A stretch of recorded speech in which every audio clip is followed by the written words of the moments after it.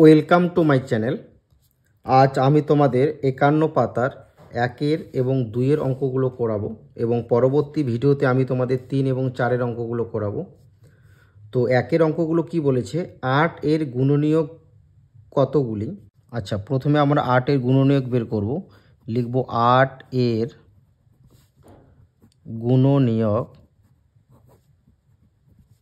তাহলে 8 এর গুণনীয়ক কি হবে, 1, তারপর 2, তারপর 4, তারপর 8, তাই তো। তাহলে 8 এর গুণনীয়ক হচ্ছে 1, 2, 4, 8। মনে রাখবে, কোনো সংখ্যার গুণনীয়ক হচ্ছে সেই সংখ্যাগুলো যে সংখ্যা দিয়ে ওই সংখ্যাটাকে ভাগ করা যায়। যেমন ধরে নাও 8কে আমি 2 দিয়ে ভাগ করতে পারবো, 4 দুগুণ 8। তাহলে 8 এর গুণনীয়ক আমি কি পাবো, 2 আর 4। এছাড়া আমি 8কে 8 দিয়ে ভাগ করতে পারবো, 8 ও 8। তাহলে 8 এর গুণনীয়ক আমি কি পাবো, 1, 8, 2, 4। তাহলে মনে রাখবে, কোনো সংখ্যার গুণনীয়ক হচ্ছে সেই সংখ্যাগুলো যে সংখ্যা দিয়ে এই সংখ্যাটাকে ভাগ করা যাবে। বুঝতে পারলে? তাহলে 8 এর গুণনীয়ক আমি কি পাবো, 1, 2, 4, 8। তাহলে এখানে বলছে 8 এর গুণনীয়ক কতগুলি। তাহলে 8 এর গুণনীয়ক আমি কয়টি পেলাম, 4টি। তাহলে লিখব, সুতরাং 8 এর গুণনীয়ক 4টি। বোঝা গেল? তারপর খ নম্বরটা কি আছে, 21 এর গুণনীয়কগুলি কি কি। তাহলে লিখব 21 এর গুণনীয়ক। তাহলে আমরা 21কে কোন কোন সংখ্যা দিয়ে ভাগ করতে পারি। 1 দিয়ে তো আমরা সব সংখ্যাকেই ভাগ করতে পারি। তাহলে 21 এর গুণনীয়ক কত হবে, 1। এছাড়াও কিন্তু আমরা 3, 7, 21, 3 আর 7 আর 21।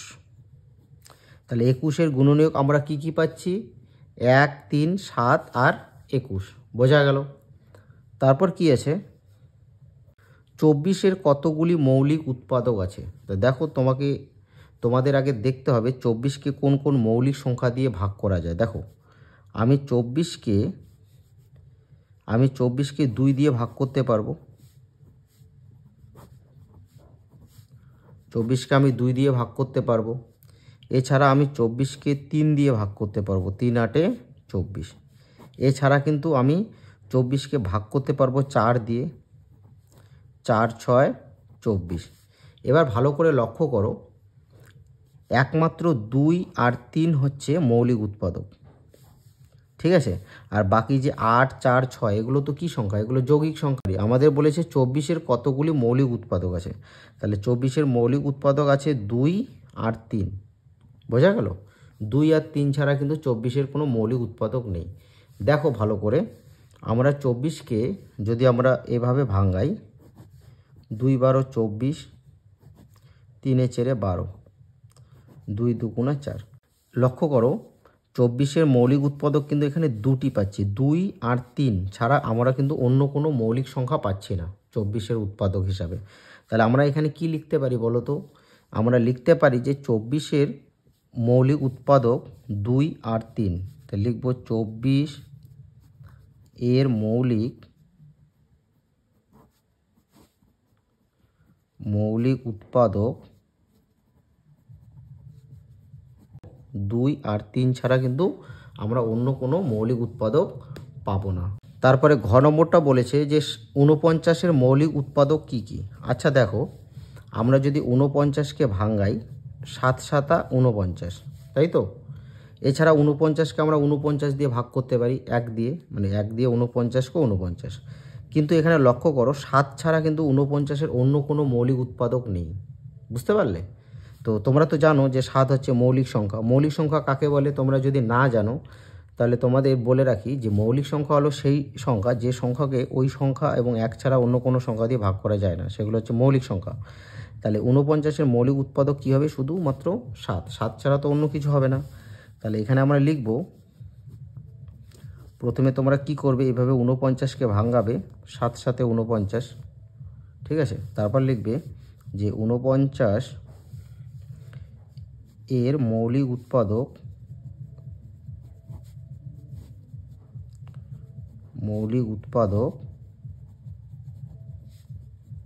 তাহলে 49 মৌলিক উৎপাদক আমরা কি পাবো, 7। 2 অঙ্কগুলো দেখো, আমাদের সাধারণ গুণনীয়ক বের করতে হবে। তাহলে 2-এর ক নম্বর অঙ্কটা কি আছে, 14 আর 21। এই 14 আর 21-এর সাধারণ গুণনীয়ক বের করতে হবে। তাহলে প্রথমে আমরা 14-র গুণনীয়ক বের করব, লিখব 14 এর গুণনীয়ক।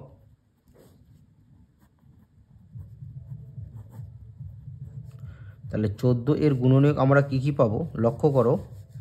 1 দিয়ে আমরা 14কে ভাগ করতে পারি, 2 দিয়ে ভাগ করতে পারি, 7 দুগুণা 14, 7 দুগুণা 14, আর 14 কো 14, মানে 1 দিয়ে 14কে ভাগ করলে কি হবে, 14। তাহলে মনে রাখবে কোনো সংখ্যার গুণনীয়ক হচ্ছে ওই সংখ্যাটাকে কোন কোন সংখ্যা দিয়ে ভাগ করা যায়। তাহলে 14কে আমরা কি সংখ্যা দিয়ে ভাগ করতে পারি, 1, 2, 7 আর 14। তাহলে 14-র গুণনীয়ক হবে 1, 2, 7 আর 14। এবার 21-এর গুণনীয়ক বের করব। 21 এর গুণনীয়ক, আচ্ছা 21কে আমরা 1 দিয়ে ভাগ করতে পারি, 1 দিয়ে তো আমরা প্রত্যেক সংখ্যাকে ভাগ করতে পারি। তাহলে 1 হবে, তারপর 3 7 21, 3 এবং 7 হবে, আর 1 দিয়ে 21কে ভাগ করলে কত হবে, 21। তাহলে 21-এর গুণনীয়ক আমরা পাচ্ছি 1, 3, 7 আর 21। এবার লিখব, সুতরাং 14 ও 21-এর সাধারণ গুণনীয়ক। তাহলে সাধারণ গুণনীয়ক আমরা কাকে বলবো, যে সংখ্যাটা দুটি সংখ্যার গুণনীয়ক। দেখো 1 আর কি আছে, 7। দেখো 14-র গুণনীয়কও কিন্তু 7 আছে, 21-এর গুণনীয়কও কিন্তু 7 আছে। তাহলে 7 হবে 14 আর 21-এর সাধারণ গুণনীয়ক। বুঝতে পারলে? তাহলে আমরা সাধারণ গুণনীয়ক কাকে বলবো, যে সংখ্যাটা, মানে আমরা যদি দুটি সংখ্যার সাধারণ গুণনীয়ক বের করি, তাহলে যে সংখ্যাটা দুটি সংখ্যারই গুণনীয়ক সেই সংখ্যাটা হবে ওই দুটি সংখ্যার সাধারণ গুণনীয়ক। এখানে লক্ষ্য করো 7 14-রও গুণনীয়ক, 21-এরও গুণনীয়ক। তাহলে 7 হবে 14 আর 21-এর সাধারণ গুণনীয়ক। তারপর খ নম্বর কি আছে, 10 আর 15। তো প্রথমে আমরা কি করব, 10-এর গুণনীয়ক বের করব। 10 এর গুণনীয়ক, তাহলে 10-এর গুণনীয়ক আমরা কি পাবো, 1 দিয়ে 10কে ভাগ করা যাবে, তারপর 2 দিয়ে 5 দুগুণা 10 আর 10। বোঝা গেল? দেখো 1 দিয়ে 10কে ভাগ করলে 10 হবে, আর 5 দুগুণা 10। ঠিক আছে। এবার 15 এর গুণনীয়ক, আচ্ছা 15-এর গুণনীয়ক আমরা কি পাবো, 1 তো সব সংখ্যারই গুণনীয়ক, তোমরা জানো 1 দিয়ে সব সংখ্যাকেই ভাগ করা যায়। তাছাড়া পাবো 3 5 15। এবার 1 দিয়ে তোমরা 15কে ভাগ করলে কত পাবে, 15, 15 কো 15, আর 3 5 15। তাহলে 15-এর গুণনীয়ক আমরা পেলাম 1, 3, 5 আর 15। এবার লিখব, সুতরাং 10 ও 15 এর সাধারণ গুণনীয়ক। সাধারণ গুণনীয়ক। তো তোমাদের তো বললাম সাধারণ গুণনীয়ক হচ্ছে যে সংখ্যাটা দুটি সংখ্যারই গুণনীয়ক। দেখো 1 10-এরও গুণনীয়ক, 15-এরও গুণনীয়ক 1 হবে। 1 তো প্রত্যেক সংখ্যার সাধারণ গুণনীয়ক হয়, তাই তো? এবার লক্ষ্য করো 5 10-এরও গুণনীয়ক, 15-এরও গুণনীয়ক। তাহলে 5 হবে 10 আর 15-র সাধারণ গুণনীয়ক। বোঝা গেল? এখানে লক্ষ্য করো 15-এর গুণনীয়ক কিন্তু 3, কিন্তু 10-এর গুণনীয়ক কিন্তু 3 নয়। তাই 3 কিন্তু 10 আর 15-র সাধারণ গুণনীয়ক হবে না। তাহলে তোমাদের সাধারণ গুণনীয়ক হবে 1 আর 5। গ নম্বর কি আছে, 5 আর 7। তাহলে 5ও মৌলিক সংখ্যা, 7ও মৌলিক সংখ্যা। তাহলে 5-এর গুণনীয়ক কি হবে, 5-এর গুণনীয়ক, তাহলে 5-এর গুণনীয়ক কি হবে, 1 আর 5। কম 5 হচ্ছে মৌলিক সংখ্যা, মৌলিক সংখ্যার গুণনীয়ক কি হয়, 1 হয় এবং সেই সংখ্যাটা হয়। তারপর 7-এর গুণনীয়ক, তাহলে 7-এর গুণনীয়ক কি হবে, 1 আর 7। তাহলে আমরা জানি যে দুটি মৌলিক সংখ্যার সাধারণ গুণনীয়ক কি হয়, 1 হয়, তাই তো? তাহলে লিখব 5 ও 7-এর সাধারণ গুণনীয়ক। সাধারণ গুণনীয়ক তাহলে কি হবে, 1 হবে। বোঝা গেল?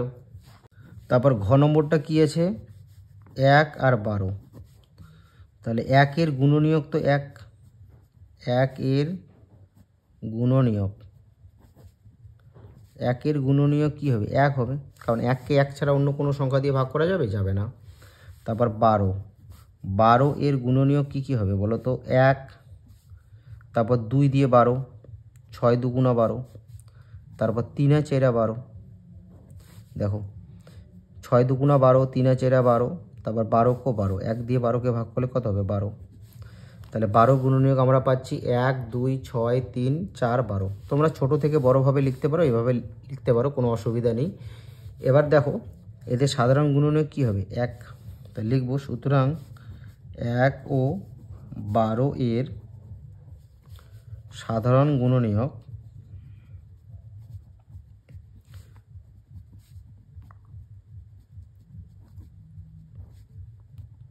কি হবে? 1। কি আছে? 27 আর 36।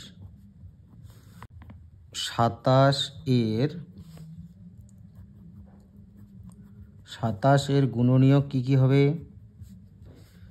1 3 লং 27 আর 27। তাহলে আমরা 27কে 1 দিয়ে ভাগ করতে পারি, 1 দিয়ে ভাগ করলে 27 কো 27 আর 3 লং 27। তারপর 36 এর গুণনীয়ক, 36 এর গুণনীয়ক কী হবে? 1, তারপর 2 12, 2 12 হচ্ছে 24, তাহলে 2 18 36, তারপর 6 6 36, তাই তো? 4 লং 36, তারপর 3 12 36, 3 আর 12।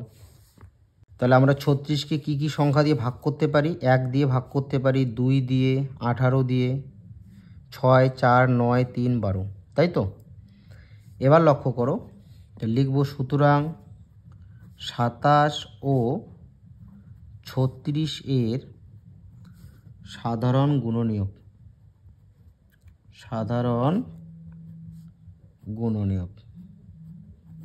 তাহলে এদের সাধারণ গুণনীয়ক কী কী হচ্ছে লক্ষ্য করো ভালো করে। 1 তো সব সংখ্যারই সাধারণ গুণনীয়ক। 3 দেখো 3 27-এরও গুণনীয়ক, 36-এরও গুণনীয়ক, তাহলে 3 হবে 27 এবং 36-এর সাধারণ গুণনীয়ক। এবার লক্ষ্য করো 9 27-এরও গুণনীয়ক, 36-এরও গুণনীয়ক, তাহলে 9 হবে 27 আর 36-এর সাধারণ গুণনীয়ক। তাহলে 27 এবং 36-এর সাধারণ গুণনীয়ক পাচ্ছি 1 3 9। এবার লক্ষ্য করো 4 36-এর গুণনীয়ক কিন্তু 27-এর গুণনীয়ক না, তাহলে 4 কিন্তু 36 এবং 27-এর সাধারণ গুণনীয়ক হবে না। 28 আর 35, 28 এর গুণনীয়ক, তাহলে 28 এর গুণনীয়ক আমরা কি পাবো? 1 4 7 28, তাই তো? তারপর 2 দিয়ে যাবে, 2 14 28, আর কত দিয়ে যায়? আর কিন্তু যায় না, আর 1 দিয়ে 28কে ভাগ করলে 28, বোঝা গেল? এবার 35 এর গুণনীয়ক কি পাবো? 1 পাবো, 5 7 35, 1 দিয়ে যদি আমরা 35কে ভাগ করি কত হবে? 35। তো এই সংখ্যাগুলো ছাড়া কিন্তু 35কে অন্য কোনো সংখ্যা দিয়ে ভাগ করা যায় না। তাহলে এই সংখ্যাগুলো হলো কি 35-এর গুণনীয়ক। এবার সাধারণ গুণনীয়ক এখানে কত হবে? লিখব সুতরাং, তাহলে সাধারণ গুণনীয়ক আমরা কি পাচ্ছি? 1 তো সব সংখ্যারই সাধারণ গুণনীয়ক, 1 পাবো, আর কি পাবো? 7। 5 35-এর গুণনীয়ক কিন্তু 5 তো 28-এর গুণনীয়কে নেই, তাহলে 5 সাধারণ গুণনীয়ক হবে না। বোঝা গেল? এই হলো তোমাদের আজকের অঙ্ক।